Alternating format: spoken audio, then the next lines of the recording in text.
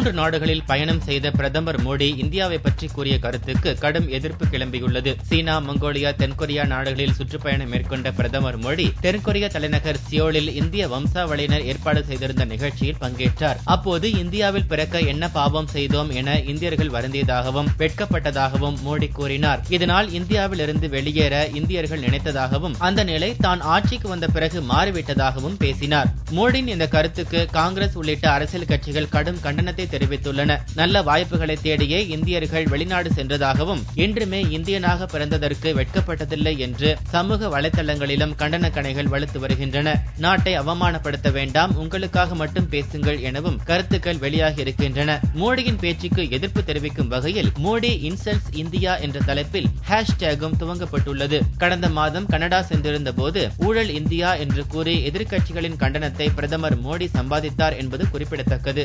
3 நாடுகளில் சுற்றுப்பயணம் முடித்துக் கொண்டு பிரதமர் மோடி தில்லி திரும்பினார். இந்தியாவுக்கு தொழில் முதலீடுகளை கொண்டு வருவதற்காக சீனா, மங்கோலியா, தென்கொரியா நாடுகளில் கடந்த 15ஆம் தேதி முதல் பிரதமர் நரேந்திர மோடி சுற்றுப்பயணம் மேற்கொண்டார்.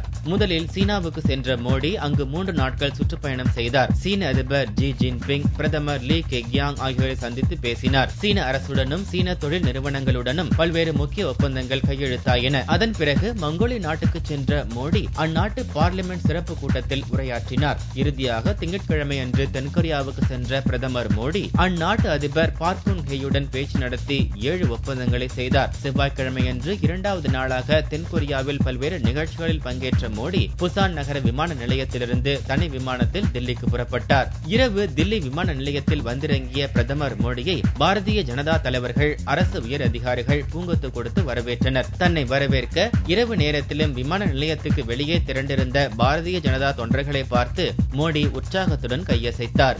தமிழக முதலமைச்சராக ஜெயலலிதா 23ஆம் தேதி பதவியேற்பார் என்று எதிர்பார்க்கப்படுகிறது. சொத்து குவிப்பு வழக்கிலிருந்து அதிமுக பொதுச் செயலாளர் ஜெயலலிதாவை கர்நாடக உயர்நீதிமன்றம் விடுதலை செய்தது. பெங்களூரு தனி நீதிமன்றம் அளித்த 4 ஆண்டு சிறை தண்டனையில் இருந்து தப்பியதால் மீண்டும் தமிழக முதலமைச்சராக பொறுப்பேற்பதில் ஜெயலலிதாவுக்கு எந்த தடையும் இல்லை என்ற நிலை ஏற்பட்டுள்ளது. மே 11ஆம் தேதியே கர்நாடக உயர்நீதிமன்ற தீர்ப்பு வெளியான போதிலும் இதுவரையில் வீட்டை விட்டு வெளியே வராத ஜெயலலிதா 22ஆம் தேதி காலை ராயப்பேட்டையில் உள்ள கட்சி தலைமையகத்தில் நடக்கும் அதிமுக எம்எல்ஏக்கள் கூட்டத்தில் கலந்து கொள்கிறார். அங்கு முதலமைச்சராக ஏகமனதாக தேர்வு செய்யப்பட்ட பின்னர் சென்னையில் உள்ள எம்ஜிஆர், அண்ணா, பெரியார் சிலைகளுக்கு ஜெயலலிதா மாலை அணிவிக்கிறார். இதனால் தமிழக முதலமைச்சராக 23ஆம் தேதி ஜெயலலிதா மீண்டும் பதவியேற்பார் என்று அதிமுக வட்டாரங்கள் தெரிவிக்கின்றன. கெஜ்ரிவால் அரசு மீது நடவடிக்கை எடுத்தாக வேண்டும் என உள்துறை அமைச்சர் ராஜ்நாத் சிங்கிடம் கவர்னர் ஜங் புகார் அளித்துள்ளார். தில்லியில் ஆம் ஆத்மி ஆட்சி அமைந்ததிலிருந்தே முதலமைச்சர் கெஜ்ரிவாலுக்கும் கவர்னர் நஜீப் ஜங்குக்கும் அதிகார போட்டி நடந்து வருகிறது. கெஜ்ரிவாலிடம் ஆலோசிக்காமல் தற்காலிக தலைமைச் செயலாளராக சகுந்தலா கம்லினை கவர்னர் நியமித்ததால் அதிகார சண்டை உச்சகட்டத்தை அடைந்தது. இந்த சண்டை ஜனாதிபதி மாளிகையின் வாசலை செவ்வாய்க்கிழமை அன்று எட்டியது. முதலில் கவர்னர் நஜீப் ஜங் ஜனாதிபதி பிரணாப் முகர்ஜியை சந்தித்து தலைமைச் செயலாளர் நியமன சர்ச்சை குறித்து விளக்கம் அளித்தார். பிறகு முதலமைச்சர் கெஜ்ரிவாலும் துணை முதலமைச்சர் மணீஷ் சிசோடியாவும் ஜனாதிபதியை சந்தித்தனர். தில்லியில் ஜனாதிபதி ஆட்சி நடப்பதைப் போல கவர்னர் ஜங் தன் விருப்பப்படி செயல்படுவதாக புகார் கூறினார். இதனிடையே மத்திய உள்துறை அமைச்சர் ராஜ்நாத் சிங்கை கவர்னர் ஜங் சந்தித்தார். தன் உத்தரவுகளை மதிக்கக்கூடாது என அதிகாரிகளுக்கு உத்தரவு பிறப்பித்துள்ள கெஜ்ரிவால் மீது நடவடிக்கை எடுத்தாக வேண்டும் என்று ராஜ்நாத் சிங்கை ஜங் அப்போது வலியுறுத்தினார். கவர்னர் முதல்வர் இடையே நடக்கும் அதிகார சண்டையால் தில்லியில் உயர் அதிகாரிகள் குழம்பி போயிருக்கும் நிலையில் அனைத்து துறை செயலாளர்கள் கூட்டம் புதன்கிழமை அன்று காலை கூட்டப்பட்டுள்ளதாக துணை முதலமைச்சர் மணீஷ் சிசோடியா அறிவித்துள்ளார். இந்த கூட்டத்தின் போது முக்கிய முடிவுகளை கெஜ்ரிவால் அறிவிக்கக்கூடும் என எதிர்பார்க்கப்படுகிறது. IPL கிரிக்கெட் தொடரில் மும்பை இந்தியன்ஸ் அணி இறுதிப் போட்டிக்குள் நுழைந்தது. கடந்த 1 மாத காலத்திற்கு மேலாக நடந்து வந்த IPL T20 கிரிக்கெட் தொடர் தற்போது இறுதிக்கட்டத்தை எட்டியுள்ளது. மும்பை வாங்கடே மைதானத்தில் செவ்வாய்க்கிழமை அன்று இரவு நடைபெற்ற முதலாவது குவாலிஃபயர் ஆட்டத்தில் மும்பை இந்தியன்ஸ் அணியும் சென்னை சூப்பர் கிங்ஸ் அணியும் மோதின. முதலில் பந்தடித்த மும்பை அணி 20 ஓவரில் 6 விக்கெட் இழப்புக்கு 187 ரன் எடுத்தது. சிமன்ஸ் 65 ரன், பொலார்ட் 41 ரன் எடுத்தனர். அடுத்து ஆடிய சென்னை அணி 19 ஓவரில் 162 ரன்களுக்கு ஆல் அவுட் ஆகி 25 ரன்கள் வித்தியாசத்தில் தோல்வியை தழுவியது. இந்த வெற்றியின் மூலம் மும்பை அணி இறுதிப் போட்டிக்குள் நுழைந்துள்ளது. சென்னை சூப்பர் கிங்ஸ் அணி தோல்வியை தழுவிய போதும் புள்ளிகள் பட்டியலில் முதலிடத்தை பிடித்த அணி என்ற முறையில் அதற்கு இன்னொரு வாய்ப்பு உள்ளது. புதன்கிழமை நடக்கும் எலிமினேட்டர் ஆட்டத்தில் ராஜஸ்தான் ராயல்ஸ் அணியும் பெங்களூரு ராயல் சேலஞ்சர்ஸ் அணியும் விளையாடுகின்றன. அதில் வெற்றி பெறும் அணியுடன் சென்னை சூப்பர் கிங்ஸ் அணி குவாலிஃபயர் 2வது ஆட்டத்தில் மோதும். அதில் வெற்றி பெறும் அணிதான் மும்பை அணியுடன் இறுதிப் போட்டியில் விளையாடும். தங்கம் முதலீட்டு திட்டத்தை மத்திய அரசு அறிவித்துள்ளது. விழா காலங்களில் இந்தியர்கள் விரும்பி அணியும் தங்க நகைகள் ஆண்டின் பெரும்பாலான நாட்களில் பீரோக்களில் முடங்கியே கிடக்கும். அவ்வாறு வீணாக முடங்கி கிடக்கும் தங்க நகைகளை வங்கிகளில் முதலீடு செய்து வருமானத்தை ஈட்டும் வகையில் மத்திய அரசு புதிய திட்டத்தை அறிவித்துள்ளது. தங்கம் முதலீட்டு திட்டம் என்ற பெயரிலான அந்த திட்டத்திற்கான வரைவு நெறிமுறைகள் செவ்வாய்க்கிழமையன்று அறிவிக்கப்பட்டன. இத்திட்டத்தின் கீழ் குறைந்தபட்சம் 30 கிராம் தங்கத்தை ஓராண்டுக்கு வங்கியில் முதலீடு செய்ய வேண்டும். தங்கம் முதலீட்டுக்கான வட்டியை பணமாகவோ அல்லது தங்கமாகவோ முதலீட்டாளர்கள் பெற்றுக் கொள்ளலாம் எனவும் வட்டி விகிதம் உள்ளிட்ட இன்னபிற நெறிமுறைகளை அந்தந்த வங்கிகளே இறுதி செய்து கொள்ளலாம் என்றும் மத்திய அரசு அறிவித்துள்ளது.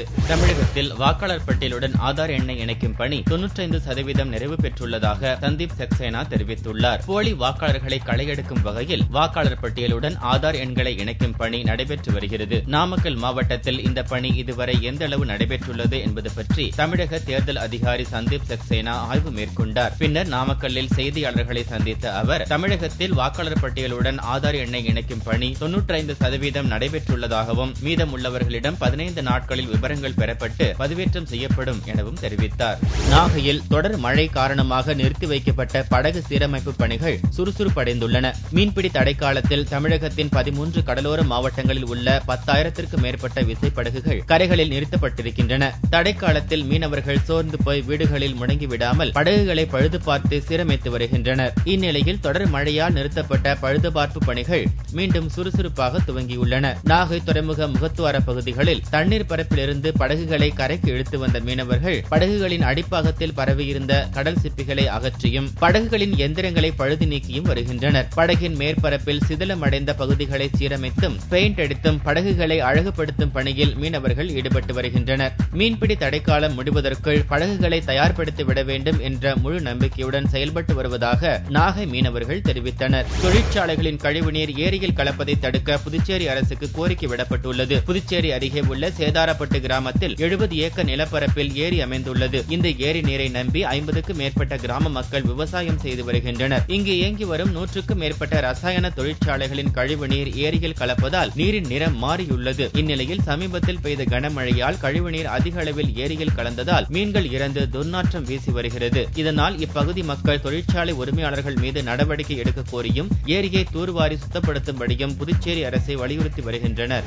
தவறான வழியில் விமான நிலையத்திற்குள் நுழைய முயன்ற மத்திய அமைச்சரை பெண் அதிகாரி ஒருவர் தடுத்து நிறுத்தினார். மோடி அமைச்சரவையில் கிராமப்புற வளர்ச்சி மற்றும் குடிநீர் வழங்கல் துறையின் இணை அமைச்சராக இருப்பவர் ராம் கிருபால் யாதவ். பீகார் மாநிலம் பாடலிபுத்ரா தொகுதியிலிருந்து எம்பியான இவர் செவ்வாய்க்கிழமை அன்று பாட்னாவில் உள்ள ஜெயபிரகாஷ் நாராயண் சர்வதேச விமான நிலையத்திற்கு வந்து சேர்ந்தார். வெளியேறும் வாயில் வழியாக உள்ளே நுழைய முயன்ற அவரை அங்கு பணியில் இருந்த மத்திய தொழில் பாதுகாப்பு படை பெண் அதிகாரி தடுத்தார். இந்த வழியாக யாரையும் அனுமதிக்க முடியாது என்றும் உள்ளே செல்லும் வழியாக செல்லும்படியும் அவரை அனுப்பி வைத்தார். சிறிது நேரம் பெண் அதிகாரியுடன் வாதம் செய்த அமைச்சர் ராம் கிருபால் யாதவ் அங்கிருந்து அமைதியாக சென்றார். மத்திய அமைச்சர் என்பதை அறிந்த பிறகும் கடமை தவறாத துணிச்சல் மிக்க பெண் அதிகாரியை விமான நிலையத்திலிருந்த மற்ற அதிகாரிகள் பாராட்டினர்.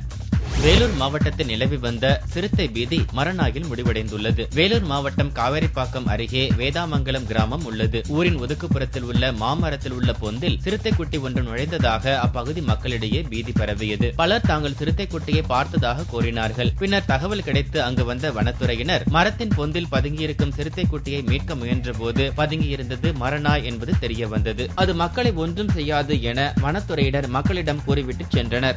ஒரு சவரன் தங்கத்தின் விலை புதன்கிழமை அன்று காலை 20,808 ரூபாய்க்கு விற்பனையானது. 1 கிராம் தங்கம் 2,601 ரூபாயாக இருந்தது. வெள்ளி 1 கிராம் 42 ரூபாய் 90 காசுகளுக்கு விற்பனையானது. பார் வெள்ளியின் விலை 40,065 ரூபாயாக உள்ளது. தூங்காவனம் படத்தில் கமலஹாசனுடன் த்ரிஷா நடிக்க உள்ளதாக தகவல் வெளியாகி உள்ளது. ஞாயிற்றுக்கிழமை அன்று புதிய பட அறிவிப்பை நடிகர் கமல் வெளியிட்ட நிலையில் நடிகை த்ரிஷா, பிரகாஷ் ராஜ் உள்ளிட்டோருடன் நடிகை உமாரியாசும் நடிக்க உள்ளதாக கூறப்படுகிறது. அன்பே சிவம் திரைப்படத்தில் கமலுக்கு இணையாக நடித்திருந்த உமாரியா 12 ஆண்டுகளுக்கு பின்னர் மீண்டும் கமலுடன் இணைகிறார். மன்மதன் அம்பு படத்திற்கு பிறகு நடிகை த்ரிஷாவும் கமலுடன் இணைவதால் எதிர்பார்ப்பு அதிகரித்துள்ளது.